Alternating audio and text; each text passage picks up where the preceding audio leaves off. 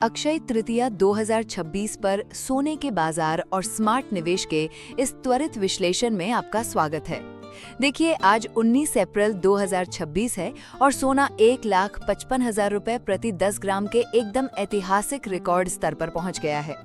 तो सुबह 10:49 बजे से शुरू हो रहे शुभ मुहूर्त में आपको स्मार्ट खरीदारी कैसे करनी है, ये समझना आपके लिए बहुत जरूरी है।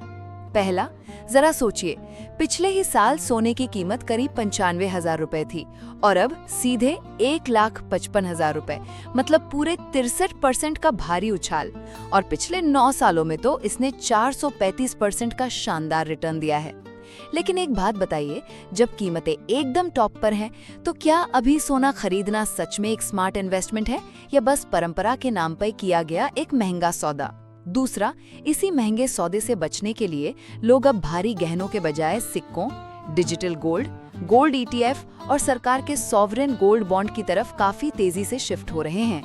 आप इसे ऐसे समझिए कि डिजिटल गोल्ड आपकी संपत्ति के लिए एक स्मार्ट वर्चुअल तिजोरी की तरह काम करता है, जहां आप मेकिंग चार्ज में पैसे बर्बाद किए बिना अक्षय तृतीया की परंपरा भी आसानी से निभा लेते हैं। तीसरा और सबसे अहम पॉइंट, एक्सपर्ट्स मानते हैं कि निवेश के लिए डिजिटल रास्ते ही सबसे बेहतरीन है, लेकिन अगर आपको ज्वेलरी लेनी ही है तो भाई हमेशा 22 कैरेट BIS हॉलमार्क ही चुनें।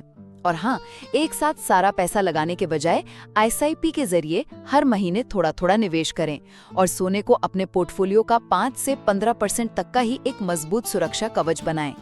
कुल मिलाकर कहें तो अक्षय तृतीया पर सोने में निवेश अब सिर्फ पुरानी रस्म नहीं रही, बल्कि डिजिटल विकल्पों के जरिए ये महंगाई से निपटने का एक बेहद आधुनिक और सुरक्षित तरीका बन गया है। तो दोस्तों, इस अक्षय तृतीया पर आपका क्या प्लान है?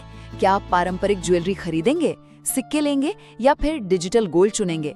स्मार्ट विकल्प चुनिए, सुरक्षित रहिए और बेहतरीन निवेश कीजिए।